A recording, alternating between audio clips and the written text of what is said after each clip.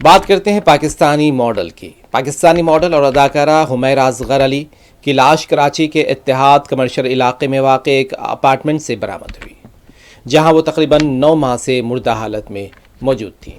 Police کا کہنا ہے کہ ان کی لاش اس وقت دریافت ہوئی جب پولیس نے مکان مالک کی شکایت پر کرایہ دار کو نکالنے کے لیے اپارٹمنٹ کا دروازہ توڑا۔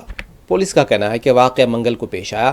لاش گلنے سڑنے کی انتہائی حالت میں تھی، جس کی ابتدائی پوسٹ مارٹم رپورٹ کے مطابق موت 1 ماہ قبل واقع ہوئی تھی۔ تاہم تحقیقات سے پتہ چلا کہ اداکارہ کی موت غالباً اکتوبر 2024 میں ہی ہو گئی تھی۔ عدالت کے حکم پر جب عملہ اپارٹمنٹ خالی کرانے پہنچا تو اندر سے کوئی جواب نہ ملا۔ دروازہ توڑ کر اندر داخل ہونے پر اداکارہ کی لاش پائی گئی۔